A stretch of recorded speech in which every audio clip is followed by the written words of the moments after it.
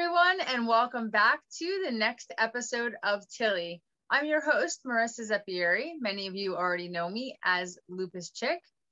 TILLY is brought to you by the Lupus Foundation of New England. It is a weekly episodic series featuring all types of people. We have doctors, we have alternative medicine professionals, we have patients, family members, and more. And tonight I am really excited to dig into a topic that is so popular in the chronic illness and lupus community.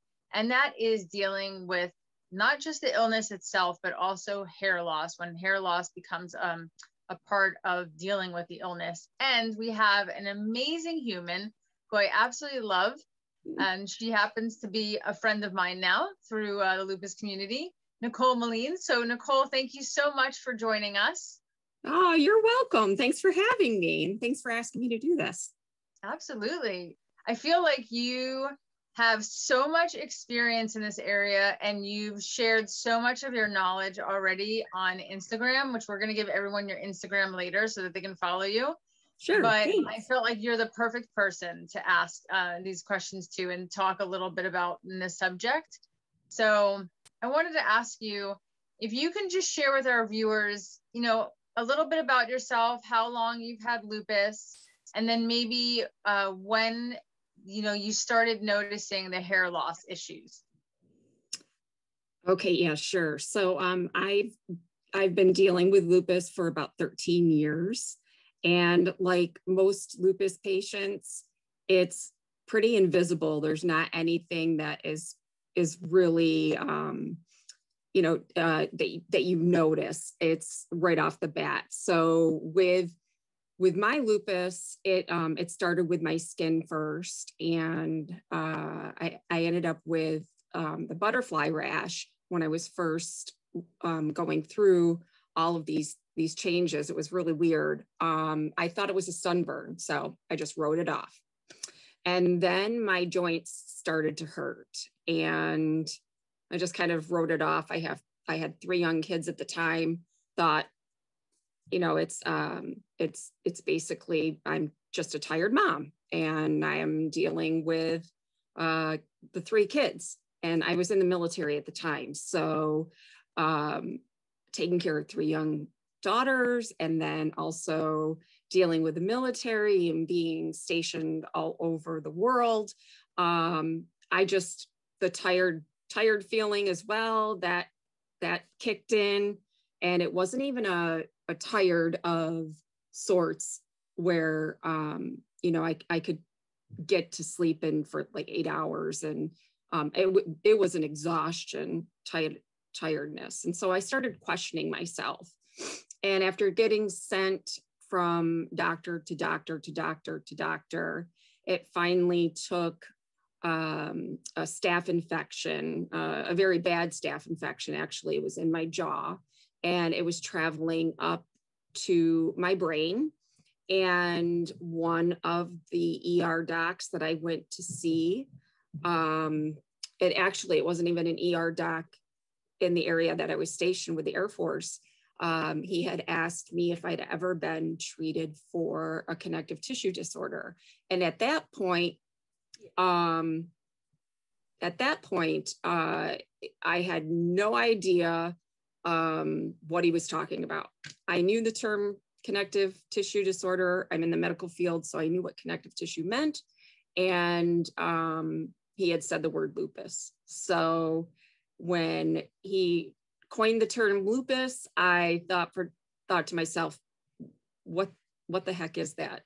The only thing that I remembered was reading a book back in 8th grade, and the book was called 13 is Too Young to Die. I'm sorry, I cannot remember the author.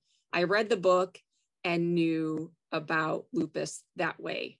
And then since then, ups and downs of lupus with chronic pancreatitis and sepsis, and in and out of the hospitals up to 52 days or more. So that's basically, it's basically what happened with my lupus journey until now, of course. And other things are starting to kick up. But about a year ago, I noticed that I had this quarter-sized bald patch on the back of my head.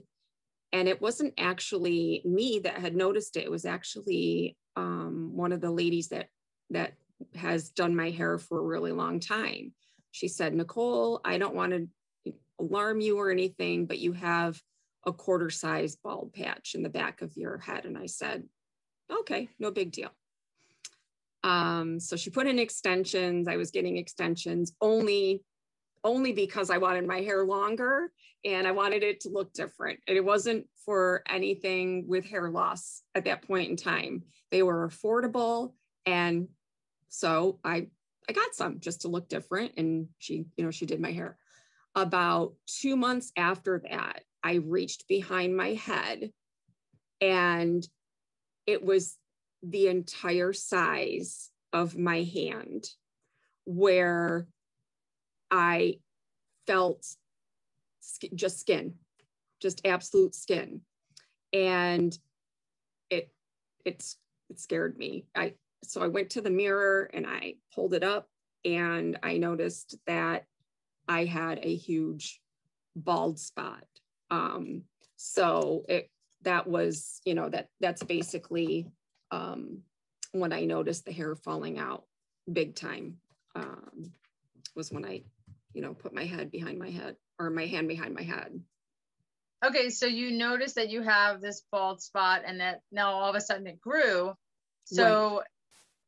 Take us through this past year of, I know you and I have talked about it a little bit on our own together, but going to your doctors, your rheumatologist, your dermatologist, and I know you tried a lot of different treatments and you wound up losing a lot more of your hair. So can you tell us a little bit about all of that? Right. Yeah. So I first went to my rheumatologist and I had said, hey, can you take a look at this? Again, it was only a quarter size. She didn't seem too worried about it. So I went to my infusions and I'm getting my Cytoxin infusions and I'm getting prednisone and everything. And then she put me on Arava and along with the Cytoxin. So I had Cytoxin that I was getting infusions. And then I was also getting infusions of prednisone or salumedrol. And then she also started me with Arava. And that's an oral medication. You take that one pill every day. So I thought to myself, okay, well, I read the side effects. We'll see how that goes. And I had noticed that right on the bottle, I even circled it. It said, this medication may cause hair loss. So I'm like, oh, great. I have lupus. And then on top of that, most lupus patients lose their hair. Before that, I really had lost some hair, but not lost some hair where I was feeling the back of my scalp and it felt like a baby's bottom. It's a really weird feeling. And so then when it grew to the size of my hand and I could really put my hand in the back of my head and I'm like, oh my gosh. And still at that point in time, of course, I was wearing the extensions, so it covered it. I then went back to my rheumatologist. I said, listen, I pulled my hair up and I said, are you sure I should be on Arava? Because look at my head, like it's gone. There's like huge area that is a baby bottom feeling. And then she said, I think it's time for us to give you a referral to dermatology. So I went to dermatology and I asked him first, I said, do you think it's the medicine? And he took a look at my head. And by the way, this dermatologist specializes with lupus patients as well. So not only is he a dermatologist, regular dermatologist, but he does specialize with lupus patients. So he knows everything about the rashes, our rashes that we get, the weird ulcers in our mouth and our nose, anything dealing with the skin with lupus patients, he specializes with. So he took a look at my head and he said, no, Nicole, it's not the medicine. You have alopecia as well. And I said, well, it states on the medication that you can lose hair from this medication. And he said, he sat me down very politely and he said, Nicole, alopecia patients have a certain cellular structure and a look to the scalp.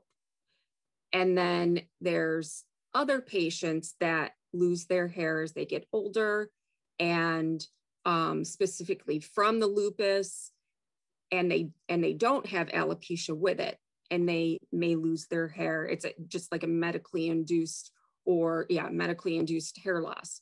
He said, the cellular structure in your scalp shows both. So I said, so what you're saying is I have hair loss. And he said, yes, you've got some hair loss. So there was one or two things that we could do. We decided, he had told me there was one approach that costs money out of pocket. And it's a pretty significant amount of money to get it done. But then there's also Nicoles shots. And what they do is basically it's a steroid. They give you scalp injections. So I said, okay, we'll give it a try. I'll be a pin cushion for as long as I need to be. And I'll tell you, those shots, they hurt. And it was over 25 to 35 shots at a time that they were giving me of Nicoles. And the side effect from it is basically I would walk away and my head first of all, it felt really funny. I felt fuzzy. And then also like I had one of the worst headaches ever. So here I'm thinking, this is in June, and I'm thinking, okay, these shots are really going to help because prednisone helps me. No lupus patient likes to hear the term steroid. None of us. It's the nemesis. It's a necessary evil. They call it Satan's Tic Tacs for a reason. Now I'm getting steroids in my scalp and I'm thinking, great, this is going to be horrible. The injections, I kept going. So July came up. It was every 3 weeks I would get these injections. My hair was falling out quicker than I was getting the injections. So one patch here, then there was a patch. So I said to myself, okay, I'll take my extensions out. I told my hairdresser, just cut my hair short. And everything, all of the hair was still to the point where it covered the bald spots at that point. By August, maybe August or September. Anyway, I think it was around the fall. I went back to the dermatologist and there was a huge bald patch right in the front and then in the other front.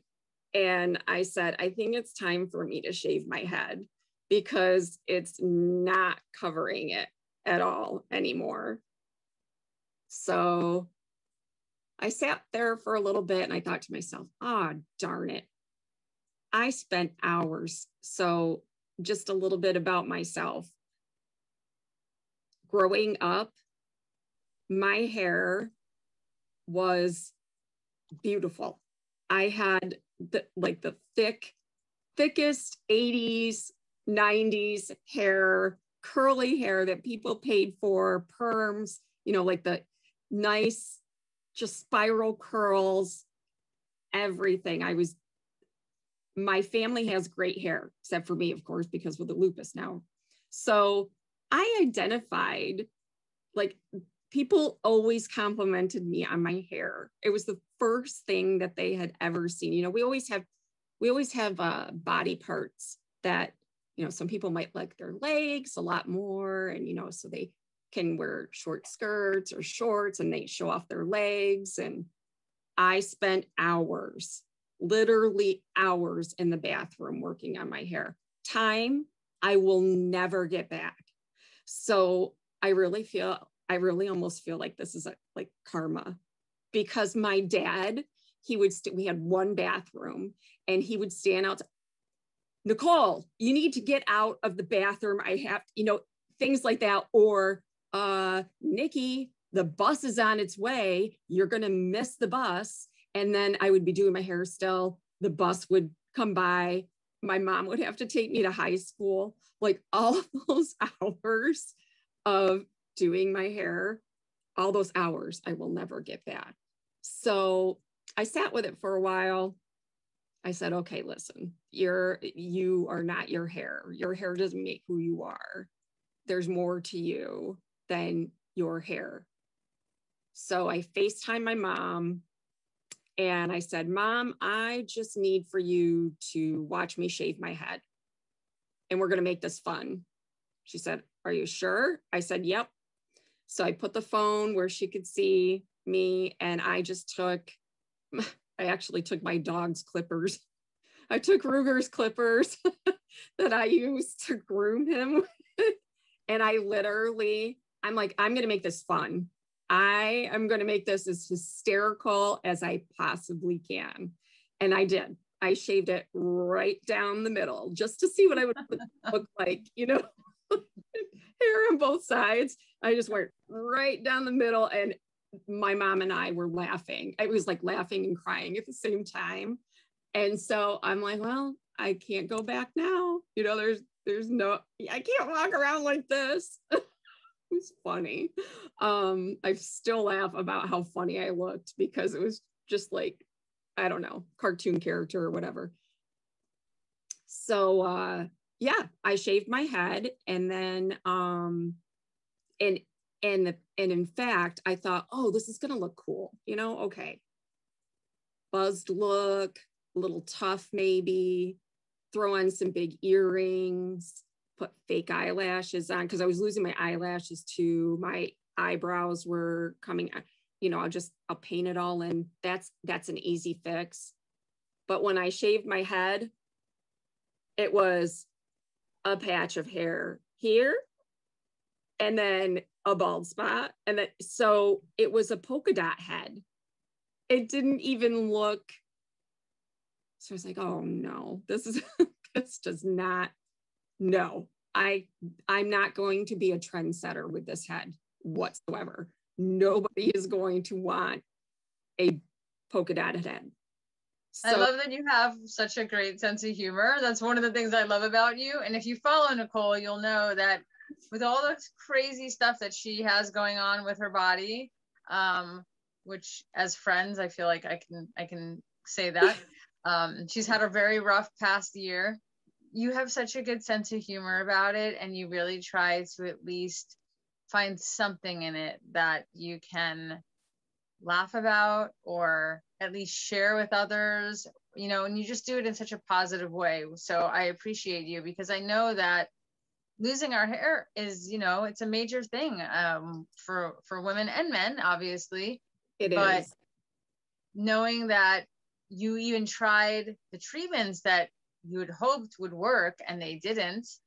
Correct. You know? Yeah. And then what are you left with? You make the decision that you're going to shave your head. So I know you shaved your head, and I know that you are a huge fan of wigs, which so am I. Gosh. Nicole has the most gorgeous wigs, and now she's like, she tells everyone on Instagram about like wigs and different, what to look for and what places to go, and she's like the wig expert now. So tell us a little bit about, you know, what you would say to others who are losing their hair and maybe they've never worn a wig, or, you know, they're a little nervous and they're not sure if it's going to look like them. And just, I think what you go through mentally of, okay, now I have to wear something that's not my actual hair. And How did you work through all of that? What would you tell someone? Yeah, it's so hard to, it really is hard to lose your hair, especially when that's one thing that you really like about yourself and like about your face and everything. I would tell people that are having a hard time that, first of all, the wigs out there now, even for people that have hair, I would tell them to get wigs. Like, if you want a different hairstyle and you really want to have, let's say, for example, someone would like to have their hair color a different, like a nice bright pink, or have it stripped down to the platinum blonde that is very popular, or the gray or the silver that people pay for. Even if they have their bio hair, I would tell them that everyone can wear a wig. Nobody's going to know, because they're so well made. Like, I mean, like, I'm wearing one right now, obviously, and I'll take it off and I'll show you. But like, this is all you can see. It looks like the hair is actually coming out of your head. However, to get over the emotions of losing your hair, I really feel that you have to feel all the feels. It's a grieving process. I felt a sense of loss for sure. There's no question about it. So I went through kind of, well, the stages of grief. I didn't accept it, obviously, because every single appointment that I went to, I kept asking my dermatologist, "Are you sure it's not the medicine?" And he would say, "Nicole, it is not the medicine. It is the lupus and alopecia. So what you're telling me is that it's really not the medicine." No, Nicole, you really are losing your hair. So I went through the whole denial. I went through all of that. And then I just said to myself, okay, how can you take lemons and make lemonade out of this and have a plan B to where you can feel as happy as possible and still feel like yourself, feel like you're able to just own it. And I started talking about it. I went on to Instagram and found there's a huge community of alopecia patients, as well as cancer patients that are going through their chemotherapy as well with hair loss. There is a huge community of folks that have hair loss. And then I started researching the wig life. Where can I go? How much is this going to cost me? Called my insurance company. How much money could you possibly give to a wig?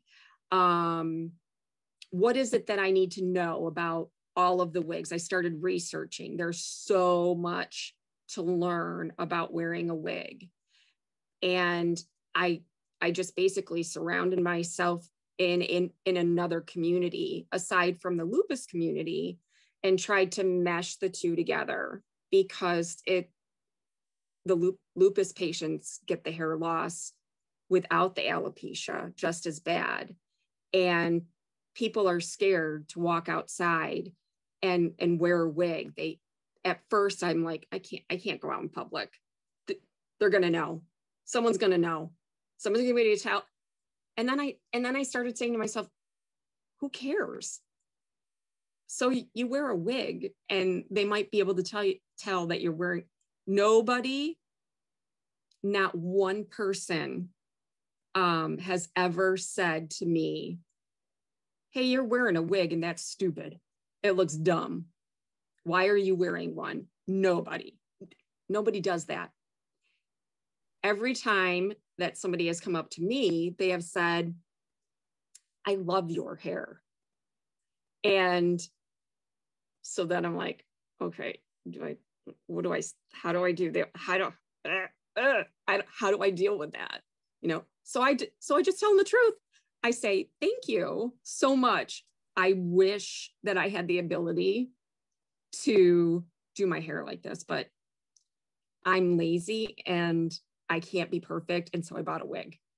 They're like, you gotta be kidding me. That's a wig? And then I say, yep. And then I move the hairline and everything. They go nuts. And then we have a great conversation and I meet a new friend. So it's a good conversation starter. Exactly. So it's not everybody may get to that point, but I got to an acceptance, and that's really, you have to go through all of the feels, every single emotion. I'm not going to lie. There are some times that I look in the mirror without my wig and I just say, ew, oh, this is just makes me uncomfortable. I don't like how I look. And then I'll put on some makeup and now you can, and then I would say, okay, well, now I can get some big earrings, and people are finally going to be able to see some accessories, because my hair was long before and why bother wearing nice, cool earrings when you have long hair to cover it, right? So I thought to myself, I just kept trying to bring more positivity on what this could do. And with my work, I said, okay, now that we're remote and all of our meetings are on Zoom and everything, I said to myself, I'm just not going to wear a wig one day, and I'm going to do it. I'm going to be brave, as brave as I can be. And I received so much support from people throughout New York State that it was just empowering. And when I received that support, that's when I felt that I was the bravest that I had ever been. And you kind of grow into that. And I would tell anyone, even that they have their own bio hair, wear a wig. You cannot tell. You pull it back. Anybody can wear one, all ages. And they look great. You just have to they definitely do. Your wigs look amazing. She's got an amazing pink wig that I absolutely love. Yes. And I know that you're so comfortable with them, like, especially when we've been around with each other in person. Like, I guess you're just so used to it now, just putting it on, and like, you don't even need to be in front of the mirror. Like, you know exactly like where it's got to go. Like, exactly. It's like perfect curls, right? And right. It's always. I said to one, I think I was going through, I don't know, I was getting a frappuccino or whatever. I don't know. I was talking to somebody through a drive-through, and she said, I've always wanted to dye my hair that color. And I said, you can. She said, I said, this is a wig. You can totally get this color for way less the price. And these curls, I'm telling you, they're going to stay like this forever. They're not going to move. So, I think it's just a matter of finding your face shape, and then, I don't know, practicing, and just, because the first time I put on a wig, I said, nope, ripped it off. I'm like, no way, not happening. I look like I'm wearing a helmet.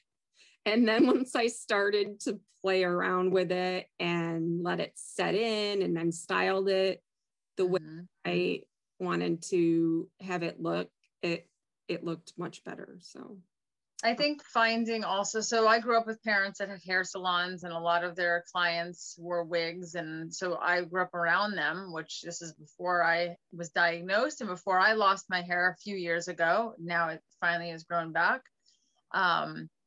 You know, I think finding the right haircut for your face shape, just like you would with your regular hair, and the right tones. You know, you have to decide with your budget, is synthetic better for you? Do you want human hair? You know, what do you want to be able to do with it? How many times, how often are you going to wear it? I think there's so many things that actually go into a wig. I've tried on some incredible wigs, you know, years ago when I lost a lot of my hair. And I felt for me, I loved funky colors, but they didn't really have too many back then.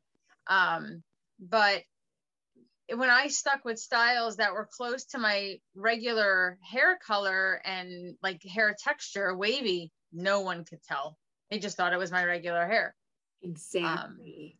So I think it's, you know, you can have fun with it and like you love it. Like you wear a different wig every day. And I think you said the last time I spoke to you that your hair is actually starting to come back now. Yes, so I'll show everyone that as well, because I want everyone to see. So I had said that I was getting the scalp injections, which I did, and I think I received over 100 scalp injections. And yeah, they're not comfortable whatsoever, but I figured I'd give it a try and no big deal. And I've had actually worse pain, so not a problem. So they decided, actually, my rheumatologist decided to take me off the Arava and put me on Xeljanz. Now, Xeljanz is a newer medication for not only, it's really meant for like the rheumatoid arthritis folks, but I do get joint pain. I don't have the rheumatoid factor, so I still fall into that category. With Xeljanz, first of all, it's a little bit more on the expensive side. So my copay will only, it's a higher copay for me. It's one of those medications.